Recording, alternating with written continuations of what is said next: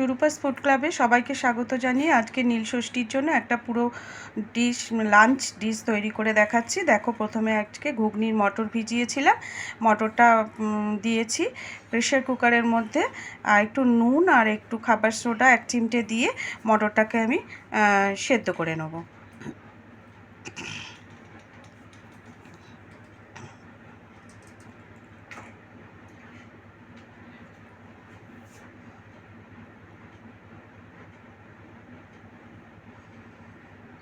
এরপর আমি আদা, কাঁচা লঙ্কা, টমেটো একসঙ্গে বেটে নেবো।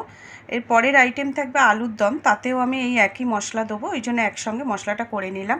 কড়াইতে তেল দিয়ে দিয়েছি সামান্য পরিমাণ, তাতে এবার এই আদা, কাঁচা লঙ্কা, টমেটো বাটা, খানিকটা মশলা, অর্ধেকটা মশলা ওতে ঢেলে দেব। এবার তার মধ্যে কাশ্মীরি লঙ্কার গুঁড়ো, হলুদ গুঁড়ো পরিমাণ মতো দিয়ে দিতে হবে, নুন, চিনি, এগুলো অ্যাজ পার টেস্ট যে যার মতো করে দিয়ে দেবে, যে যতটা চিনি পছন্দ করো, যে যতটা নুন লাগবে তোমার পরিমাণ, মটরের পরিমাণ অনুযায়ী দিয়ে দেবে। এবার এটাকে ভালো করে কষে নিতে হবে। খুব সুন্দর করে ভালো করে দেখো কষাটা হচ্ছে, তেলটা ছেড়ে যাচ্ছে আস্তে আস্তে। এর মধ্যে আমি একটু আলুর টুকরো দেবো, আমার সেদ্ধ করা আলু আছে, আলুর দমের জন্য আমি আলু সেদ্ধ করেছি, ছোট আলু নিয়ে সেদ্ধ করে রেখেছি, সেখান থেকে আমি কিছু আলু কেটে আমি ওই ঘুগনিতে দেব।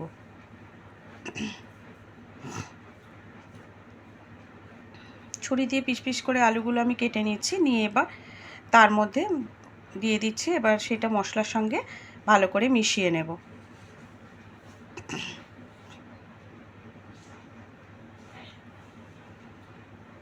খুব বেশি আলু ভালো লাগে না ঘুগনিতে, তাই জন্য আমি অল্প করেই আলু দিয়েছি, যতটা আমার প্রয়োজন ততটুকুই দিয়েছি। একটু আলু মুখে পড়বে, ভালো লাগবে সেই জন্য। কিন্তু কালারটা দেখো কত সুন্দর এসেছে। এবার এর মধ্যে মটরটা দিয়ে দিচ্ছি, সেদ্ধ করা মটর দিয়ে দিলাম। 5টা সিটি দিয়েছিলাম, তাতেই সুন্দরভাবে মটরটা একদম গলে গেলে ভালো লাগে না, গলা হবে অথচ মটরটা একটু দানা দানা থাকবে, সেটাই ঘুগনিতে ভালো লাগে। এবার সুন্দর করে সব মশলার সাথে ঘুগনির মটরটাকে মিশিয়ে নেব। আমি ঘুগনির জন্য একটা ভাজা মশলা তৈরি করেছি, সেই ভাজা মশলাটা এতে দিয়ে দিলাম জিরে, ধনে,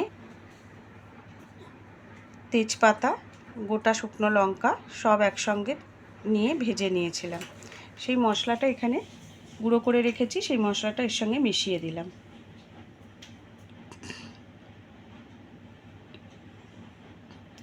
এর মধ্যে কিছুটা কাঁচা লঙ্কা কুচো দিয়ে দিচ্ছি, বাটাও দিয়েছি। এবার তোমাদের ঝালটা তোমরা বুঝে দেবে, আমি দিয়ে দিলাম।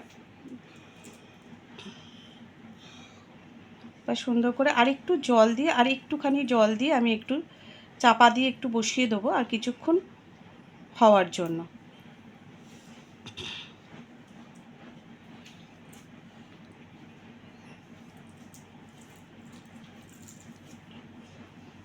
মটরটা সুন্দরভাবে সেদ্ধ হয়েছে, তোমাদের সামনে এই জন্য ভেঙে দেখালাম। ঝোলটা আরেকটু এখানে জল দিয়ে একটু চাপা দিয়ে কিছুক্ষণ বসিয়ে রাখবো, হতে দিতে হবে। তারপরে খোলার পর দেখো ঘুগনিটা কত সুন্দর জলটা শেষ হয়ে এসছে। এবার আরেকটু মশলা, ভাজা মশলা আবার ওপর থেকে ছড়িয়ে দিলাম।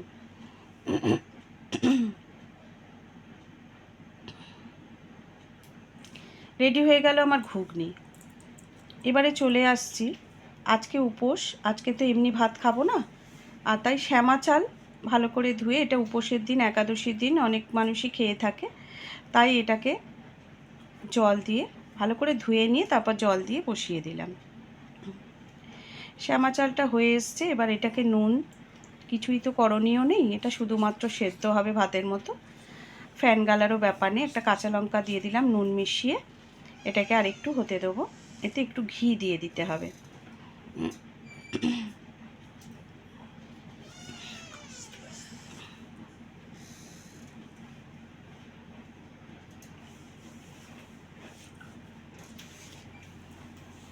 1 চামচে ঘি দিয়ে দিলাম। এই ঘিটা ওর সঙ্গে ভালো করে মিশিয়ে একটু গোলমরিচের গুঁড়ো দেবো, দিলে টেস্টটা খুব ভালো আসে। নুন, গোলমরিচের গুঁড়ো, ঘি সব কিছু পড়লে এটা একটা সুন্দর টেস্ট হয়। গোলমরিচের গুঁড়োটা মিশিয়ে দিলাম। এবার সব ভাতের সঙ্গে এটা পুরোটা ভালো করে মিশিয়ে দিতে হবে, দিলেই তৈরি হয়ে গেল আমার শ্যামা চালের ভাত।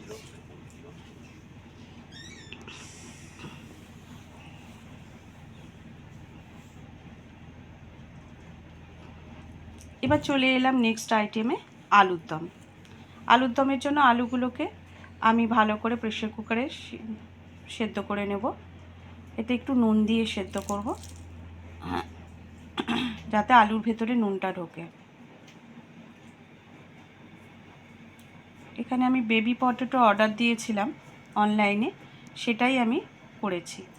এবার ধনে, জিরে, শুকনো লঙ্কা, মৌরি আর তেজপাতা সব একসাথে শুকনো খোলায় টেলে নিয়ে আমি একটা ভাজা মশলা বানিয়ে নেব। যতক্ষণ না গন্ধটা বেরোচ্ছে ততক্ষণ এটাকে একটু ভেজে নেব।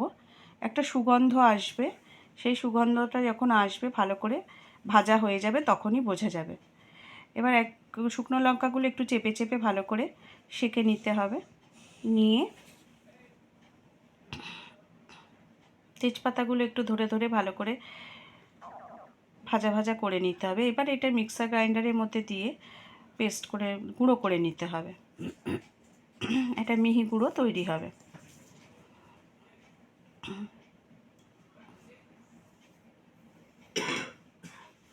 কড়াতে তেল দিচ্ছি, পরিমাণ মতো তেল দিয়ে তার মধ্যে একটা শুকনো লঙ্কা আমি দিয়ে দিলাম। শুকনো লঙ্কাটাকে ভালো করে একটু এপাশ ওপাশ করে ভেজে নিচ্ছি। তারপরে তেলের মধ্যে একটুখানি গোটা জিরে ফোড়ন দিলাম। গোটা জিরেটা একটুখানি সুগন্ধ বেরোলেই আলুগুলো ছেড়ে দিয়ে ভালো করে নাড়াচাড়া করে নিতে হবে। তারপরে তাতে হলুদ গুঁড়ো দিয়ে নুন দিয়ে আমি সেদ্ধ করেছিলাম, ওই জন্য আর আলাদা করে নুন দিলাম না। আলুটাকে ভালো করে হলুদ দিয়ে নেড়ে নিচ্ছি জিরে আর শুকনো লঙ্কার সাথে তেলের মধ্যে নিয়ে। এবার যে বাকি মশলাটা ওই ঘুগনির সময় একসঙ্গে করেছিলাম সেটা রেখে দিয়েছিলাম, টমেটো, আদা আর কাঁচা লঙ্কা, আর একটু হলুদ দিলাম। এবার গ্রেভিটা তৈরি হওয়ার জন্য আমাকে আরেকটু নুন দিতে হবে, আর একটু শুকনো কাশ্মীরি লঙ্কার গুঁড়ো দিয়ে এটাকে ভালো করে নাড়াচাড়া করে মিশিয়ে নিতে হবে। আলুর দমের কালারটা নিশ্চয়ই তোমরা দেখতে পাচ্ছ, খুব সুন্দর কালার একটা এসেছে, খুব ভালো দেখতে লাগছে। এইবারে ওই যে ভাজা মশলাটা আমি করে রেখেছি, এই ভাজা মশলাটা আমি ছড়িয়ে দেব, বেশ খানিকটা ছড়িয়ে দিতে হবে। দেখবে এরম ধরনের, এটাকে আলু মশলা বলে অ্যাকচুয়ালি। এটা হচ্ছে তোমার ওই ফুচকার দোকানের আলুর দম থাকে জানো, ওই টাইপের খানিকটা আলুর দমটা হয়, আলু মশলা। এটা খেতে কিন্তু উপোসের দিনে ভীষণ ভালো লাগে, ভীষণ মুখরোচক। ধনেপাতা ছড়িয়ে দিয়ে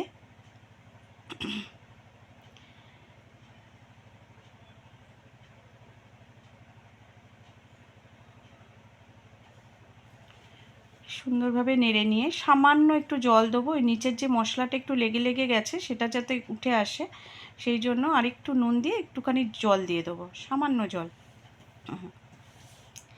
যে জলটা তোমার নাড়তে নাড়তেই শুকিয়ে যাবে সেইরকম জল, মানে খুব জল না, মশলাটা যেন আলুর গায়ে সুন্দরভাবে মেখে থাকে।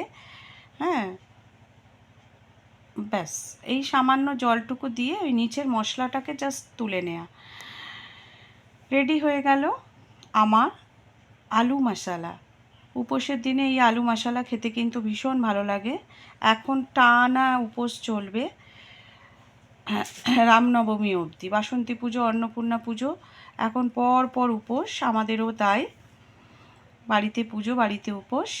আর তৈরি হয়ে গেল আলুর দম, রেডি হয়ে গেল আমার একটা ডিশ, যেখানে রয়েছে লোভনীয় খাবার।